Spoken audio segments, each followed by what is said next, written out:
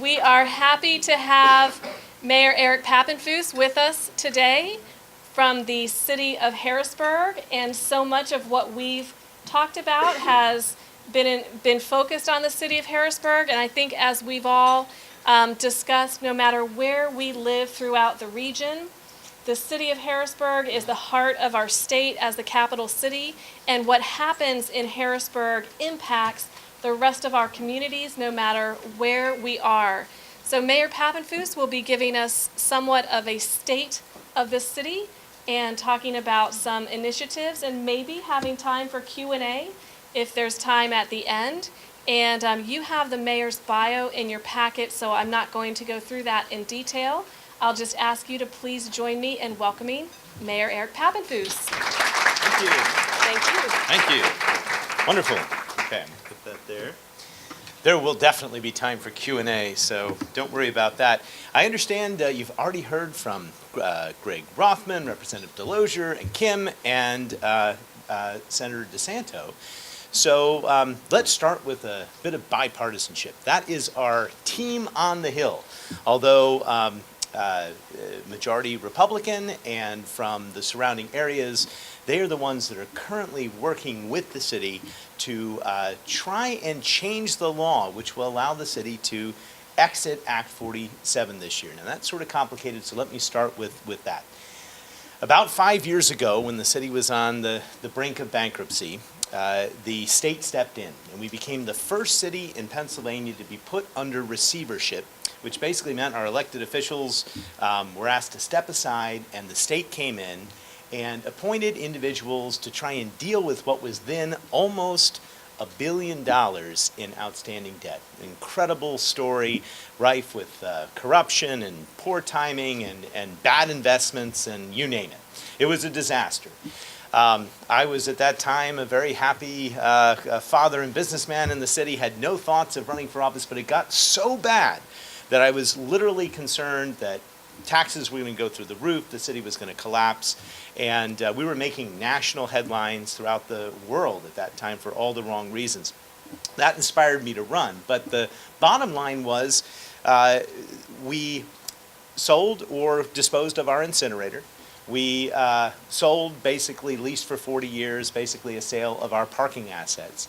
And those two issues in and of themselves resolved several $100 million of the outstanding debt. And then the receiver came in, and under Act 47, we had the power to raise taxes. And we raised our earned income tax, which is basically the tax you pay if you work in Harrisburg. And then a little further along into it, it was determined actually by myself and by the administration that we had to raise our local services tax, which was the tax that you pay if you work in Harrisburg. So it's actually a tax you basically, you can pay it once over the course of the year. You can have it spread out, but it is a tax that basically everyone who works pays, and it is paid by a majority of people that don't live in the city. As you may or may not know, the city of Harrisburg's population doubles during the day. And basically, we are a commuter city, and we have a lot of people come in to work in the city. And we also have a tax base, the majority of which is tax exempt. The majority of property value in the city we can't tax. It's either owned by the government or nonprofits. And then in terms of our population, about a third of our population lives below the poverty line. About half lives right at the poverty line. There's a limit to how much money can be raised, basically based on the current demographics of the city population. So a commuter city with a lot of tax-exempt land and a relatively poor population, it does require, for its long-term stability, others that partake in the city to help contribute. And that's what the local services tax was all about. Well, flash forward 5 years, and we suddenly have a balanced budget. We're paying all of our bills on time. We're actually we're underspending our budget. We've underspent our budget every year that I've been in office. We've built up a little bit of a nest egg. We've got almost $20 million that we saved up over the past 4 or 5 years that we can now start investing in all those things that were neglected, from our streets and roads to other infrastructure. All this is underway. And if you go to Harrisburg today, you'll see a lot of interesting construction projects. I'll talk about some of those in a moment.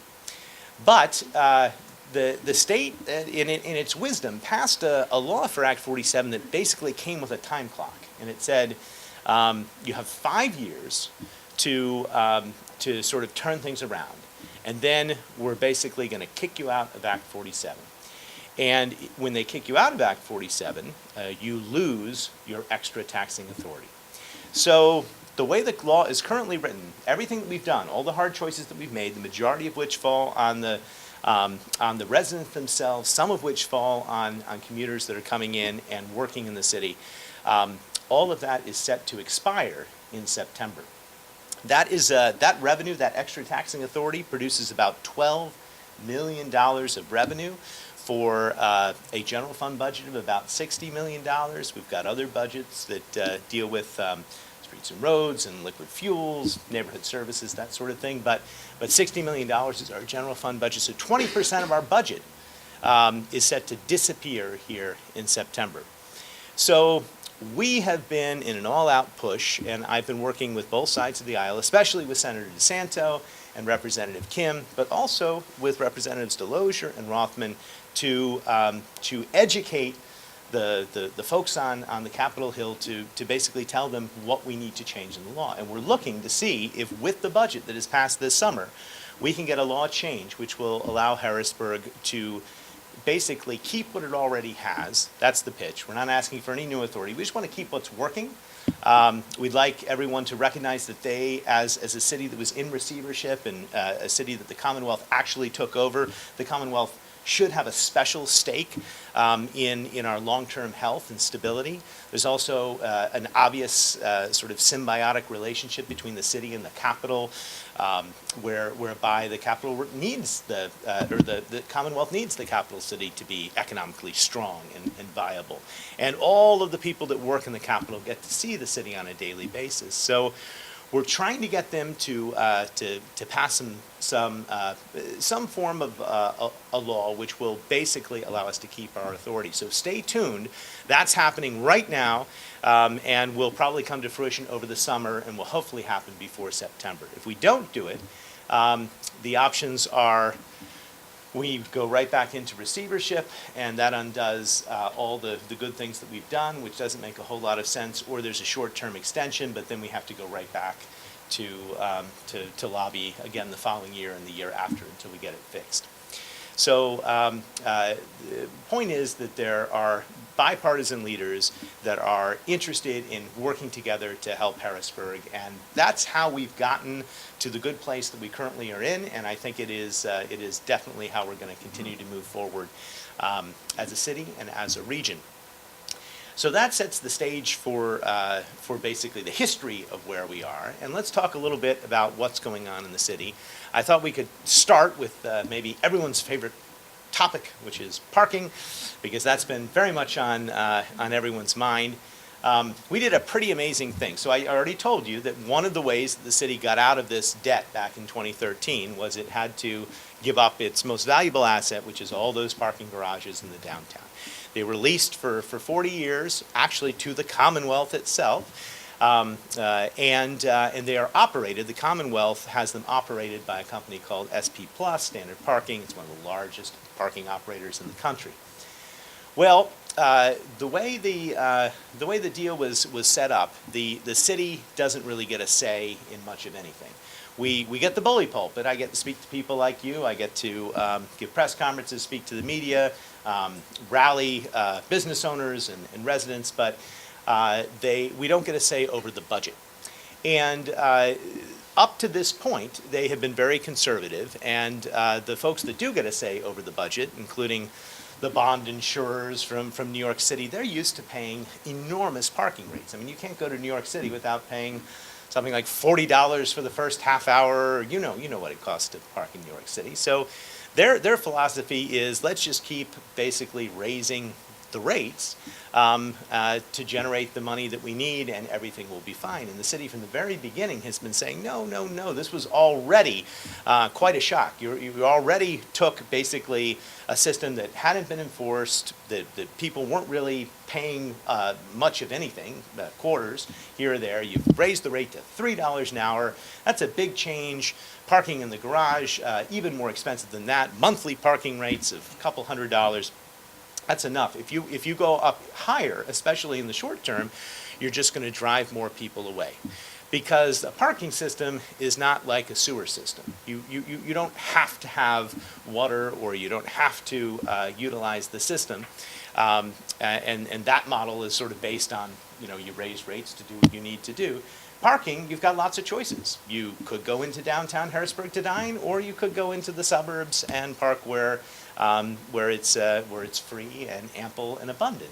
So there's got to be a balance. There can be a reasonable amount for parking, but if we change the narrative higher and higher, it's going to hurt economic development in the city. And I think we've managed to keep that balance fairly well. We've done some interesting promotions, and in fact, over the past 4 years, one of the things I'm proudest of is that we actually challenged the system. We said, if you would lower the parking rates from $3 to $2, from, let's just do an experiment, from 5 to 7 p.m., we will bet you that that more people will park and the system will generate more money than it's currently generating at $3 an hour.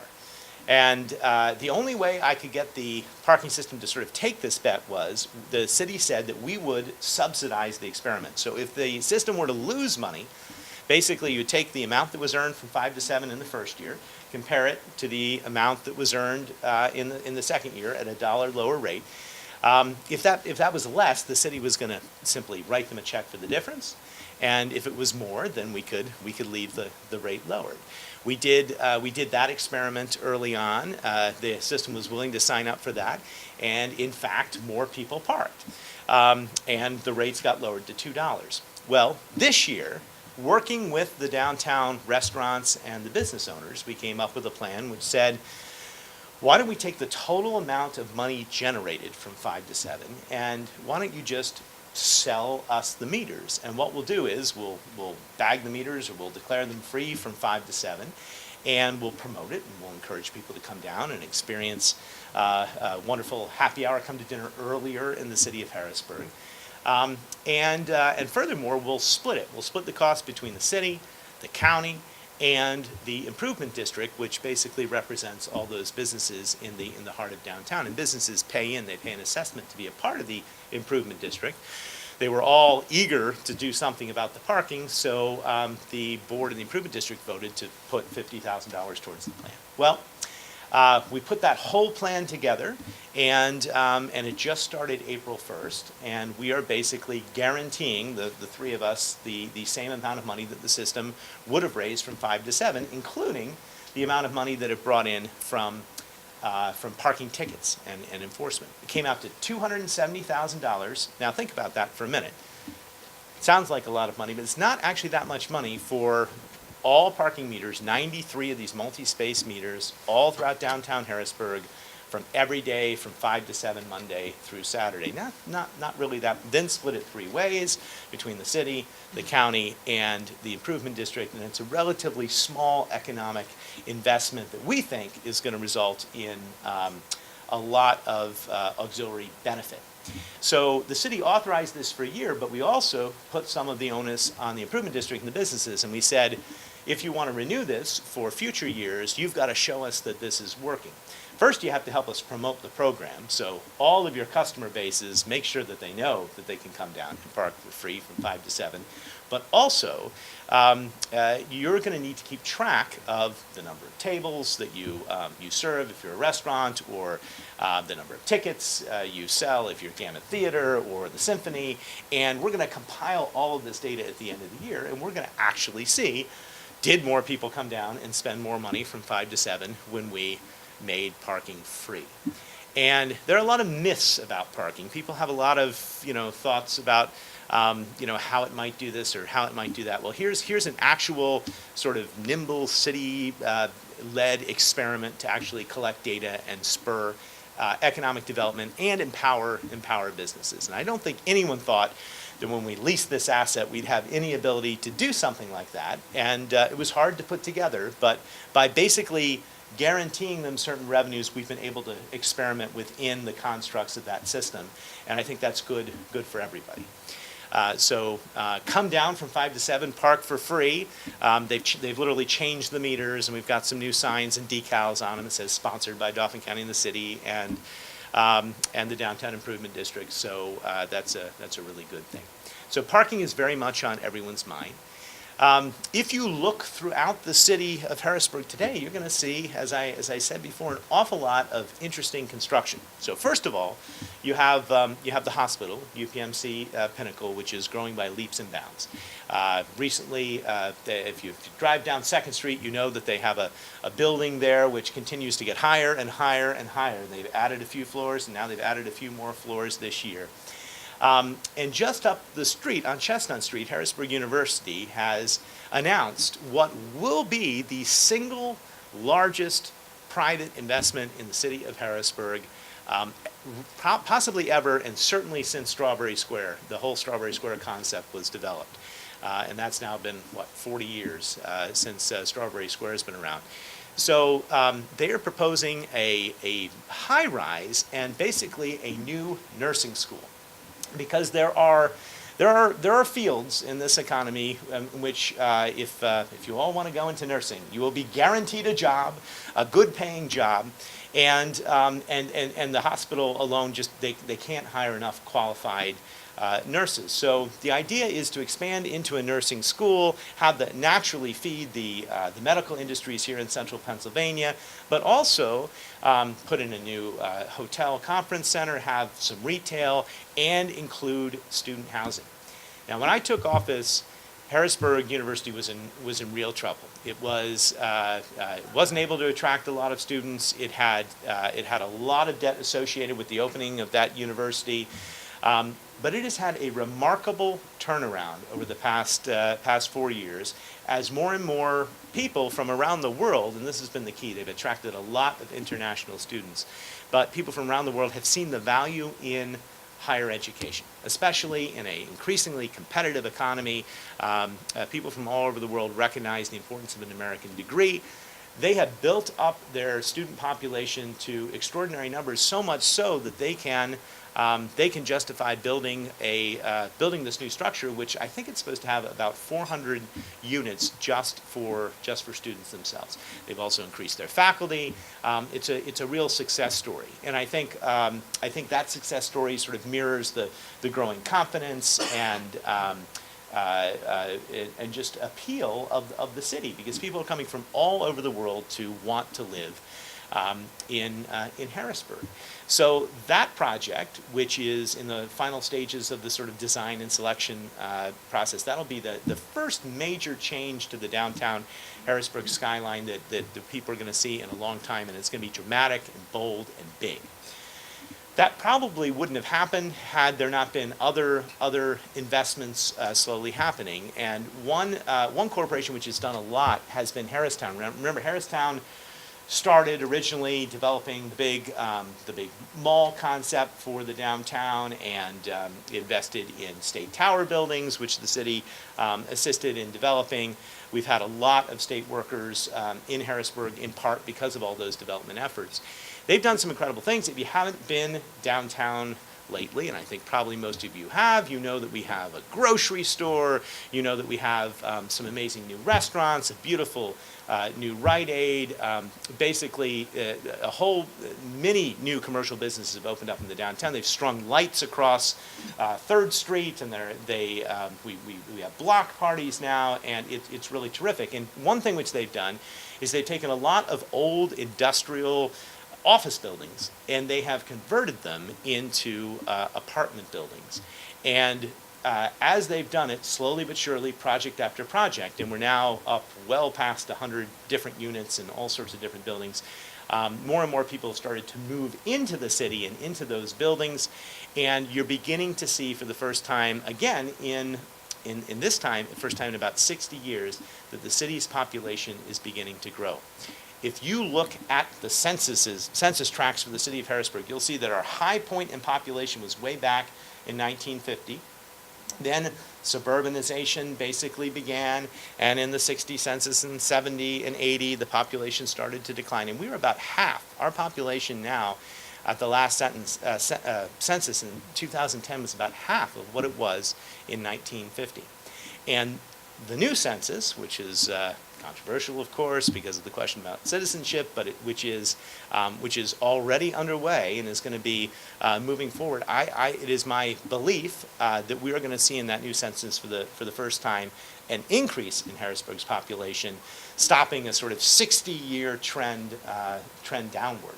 And we're seeing it in part because of these conversions, and we're also seeing it in our regular revenues, in our budget revenues that the city gets on a monthly and yearly basis. Remember the local services tax that people pay to work in the city? Well, more and more people are working in the city, and we can track that based on the fact that more and more people are paying the tax. More and more people are living in the city because more and more people are paying the earned income tax. There are more permits and projects going on in the city because we're getting in more permits and more fees. All of that is indicative of a really sort of exciting increase in growth in the city's population and economic activity.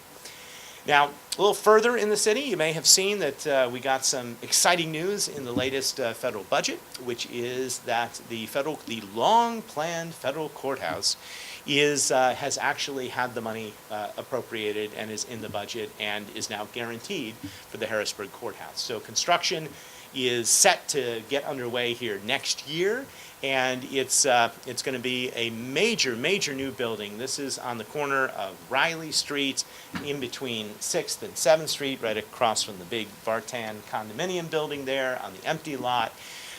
It's a pretty extraordinary project. I've seen parking studies and examples of things. Not only are they moving in the courtrooms, but they're moving in the U.S. Marshals and all sorts of other federal offices.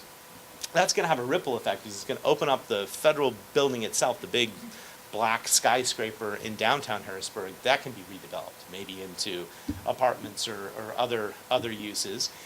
So it'll have that effect as well, but it's also going to have a very exciting effect in that area of the city known as Midtown, which has already seen a lot of private investment and a lot of exciting things happening over the past several years.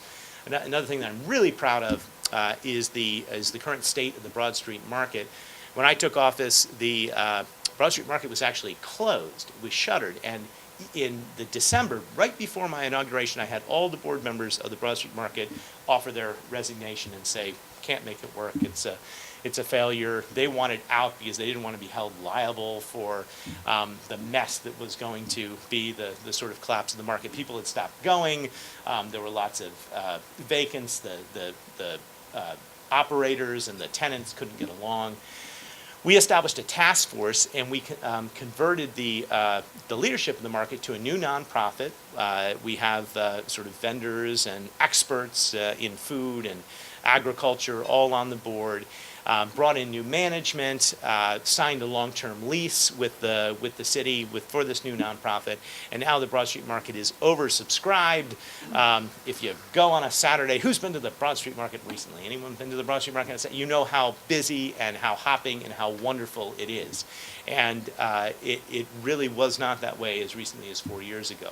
The market, when it is functioning the way it should, can be a wonderful business incubator because people can get started in the market. You can pay a couple $100s in rent. You can have this regular customer base. You don't even have to work 7 days a week as many small businesses have to, and you can sort of hone your craft, whether it's making gourmet popcorn or cooking brick oven pizzas. You can get a following of loyal customers, and then you can move out of the market and into your own space. And that's happened, again, famously with, Auntie Anne's, but many different restaurants and businesses in Harrisburg have started in the market. So it's a fantastic business incubator. So the market's doing well. Also happening in that area of town is that the work has already started on the building of the new state archives. I'm proud of this one too, because my father was actually the Maryland State Archivist, so I grew up the son of an archivist. Nobody really knew what an archivist was, but it meant he worked for the state of Maryland and oversaw the historical records of the state. And when I took office, we got a letter from Corbett and then DGS saying, hey, we're closing the archives and we're moving it to the suburbs. And they were literally planning to take all of the founding manuscripts of Pennsylvania, William Penn's diaries and maps and charts. They were going to just move it into an office park somewhere in one of the townships. And we said, no, the archives has to stay in the city. And by the way, the city has a lot of materials, and wouldn't it be great if you could, if you would take those for us, take care of them, make them accessible and available to the public, and have a sort of Harrisburg reading room and access for residents to do research. And we encourage them to look next to the courthouse, a little further north along 6th Street at what was then sort of an empty area, predominantly owned by the Bartan Company, but with some private ownership in there, and said this would be a great place to build. It's out of the floodplain. It is not that far from the current Capitol complex. They looked at it, they did a study. The Wolf administration reversed the decision, agreed that we should continue to invest in the city, and they are now building that new archives building, which will be completed about the same time as the new courthouse building. And will also sort of bring the reach of the Capitol Police, if you will, a little further into the city. The Capitol Police and the Harrisburg Police work very well together. There's a lot of mutual respect and coordination, and that's a good thing, because we really need to build up the number of officers we have in the city. We've had a little trouble with recruitment, so getting the Capitol Police more involved in operationally is a very positive thing for the city. Couple other major economic development things that are going on.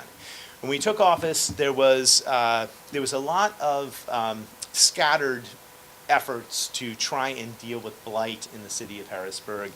As you know, several of our census tracts are severely impoverished. They're some of the poorest areas in the entire Commonwealth. We have hundreds and hundreds of condemned and blighted buildings. In fact, we have a list of just condemned buildings, not even vacant or empty buildings, but buildings that are unfit for human habitation and would, probably not be able to be easily brought back. That list is over 300 homes sort of throughout the city. You can start tearing them down, but as you tear down a few, more get added to the list. It's a real problem, because we are a historic city. We're an aging city. A lot of our housing stock is 100 years old plus, and when you don't take care of it, and it can be very expensive to maintain a lot of these big old houses, then they start to deteriorate. And what we suggested we do is we take all of the various groups, from Habitat for Humanity to TriCounty Housing to Brethren Housing to all the to a variety of nonprofits, and we try and focus on one area, and we see if we can turn the tide of a particular section of Allison Hill. And the section we chose was the area just over the Mulberry Street Bridge from the transportation center, from the train station, right where the wall collapsed, but right in that area between Mulberry Street and Derry Street, and we sort of dubbed it Mulberry Square. And we said, look, we've got lots of the blighted properties here, nonprofits, you can have these buildings for free.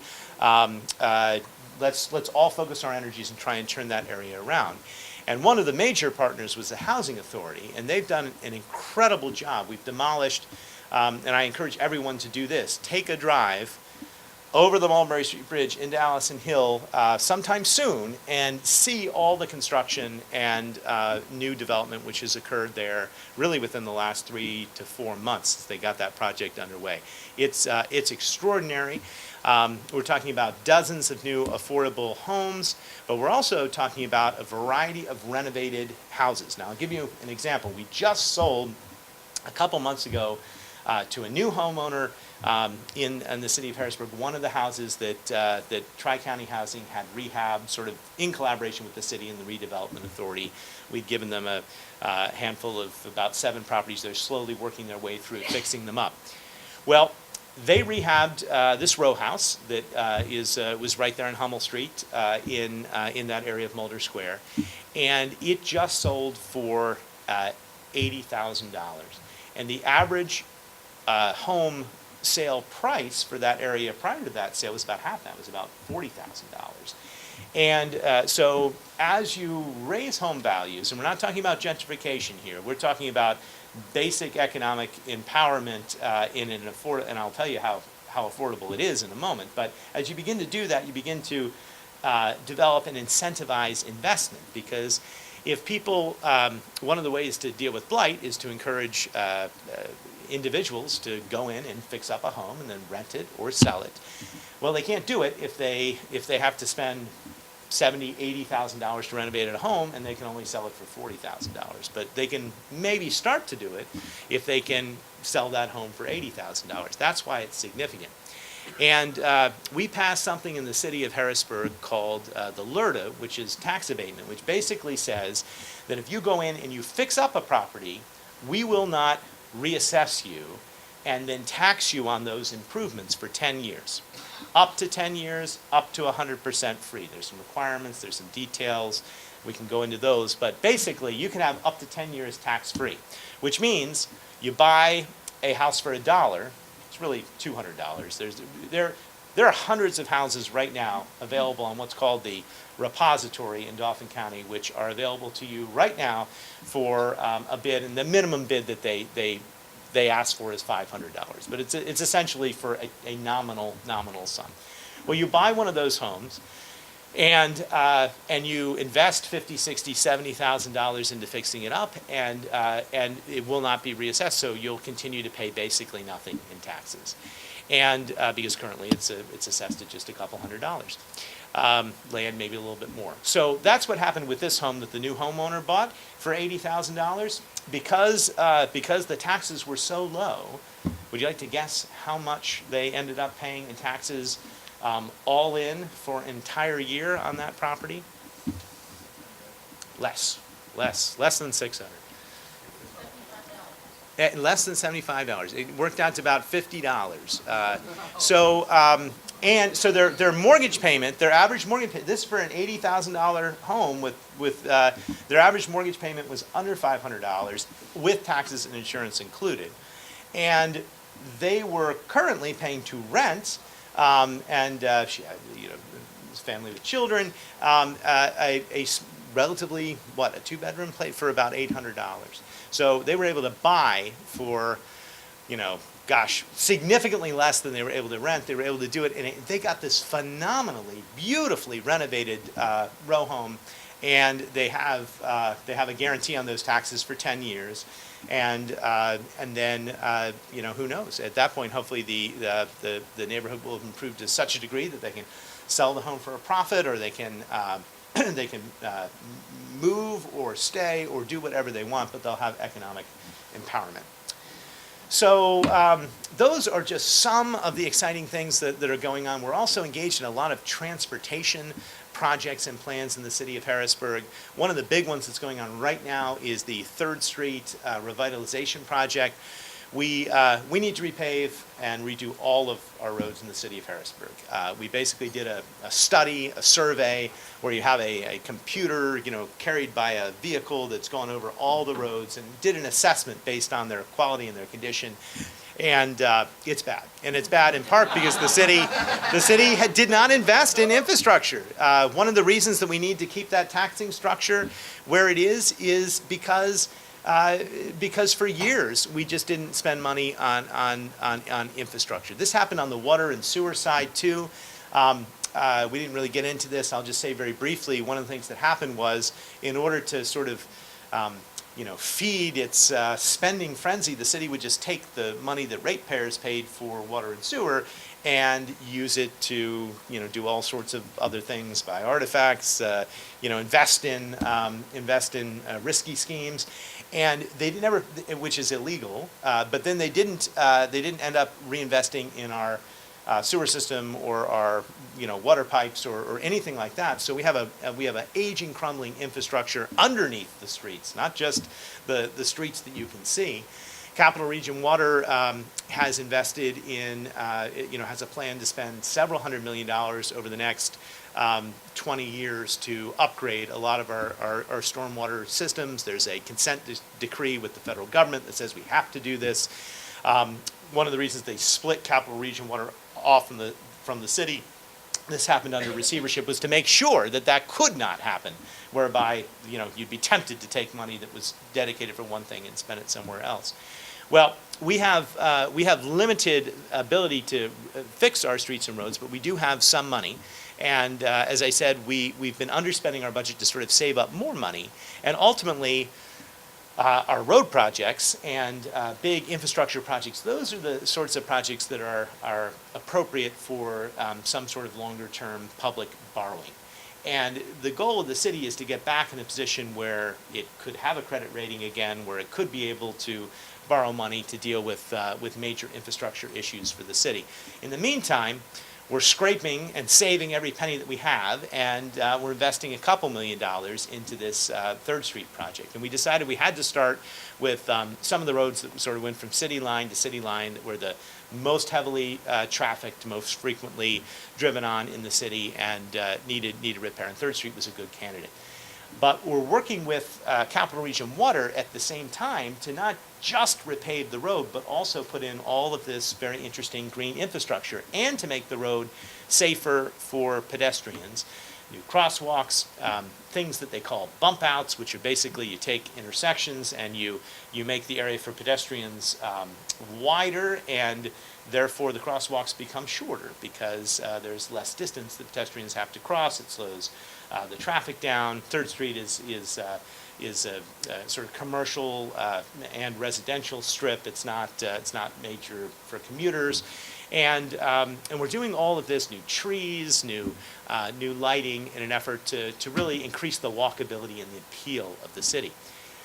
Prior to that, one of the most controversial things we had done was we put in a bike lane on Front Street, and we took the traffic on Front Street down from 3 very narrow lanes of traffic down to 2 nice, wide, calm lanes of traffic, and instead of with a buffer on either side, and with a bike lane running along the park.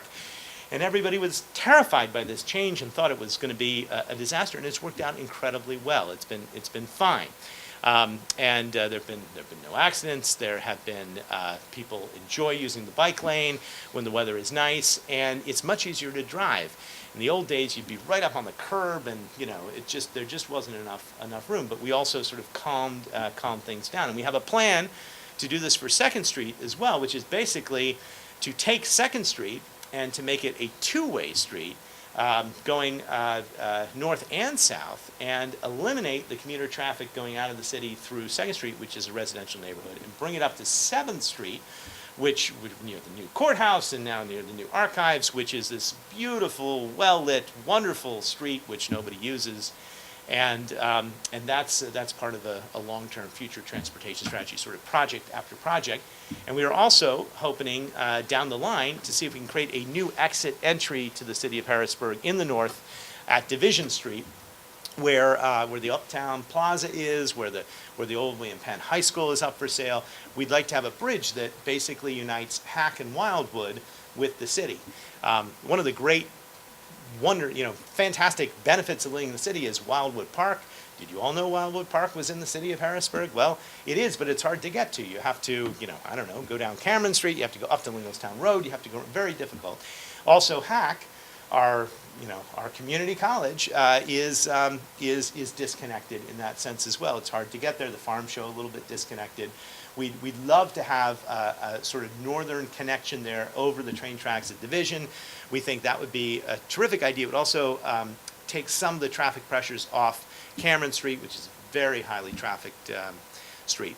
So I didn't leave a lot of time for questions, but I promised, so we can take a few. I didn't get to all different topics, but hopefully that was a good survey of some of the things to expect over the next few months. Any questions about anything Harrisburg related? Yes, sir. What is Harrisburg doing about the huge problem with underground dogfighting? Because we're known as one of the worst in the country. And just curious if that's anything on anyone's... It is. That's actually that's a very good question. The city applied for and received a grant from the Pennsylvania Gaming Commission to deal with the issue of dogfighting. And it is a problem in the city. It's not, and we know that not only from a public safety and crime standpoint, because with dogfighting comes gambling, comes other sorts of illegal activities, but also just from a humanitarian standpoint. We have a lot of abuse of dogs and animals in the city, and we worked with the Humane Society with this grant as well. And the grant, sort of first of its kind, provides not only for an additional animal resource officer, but also money for a public information campaign, which we did, and we've done through media and advertising, raising awareness, and other benefits for the police department. So there's been a real crackdown on that in the city over the past several years. I think it's shown benefits.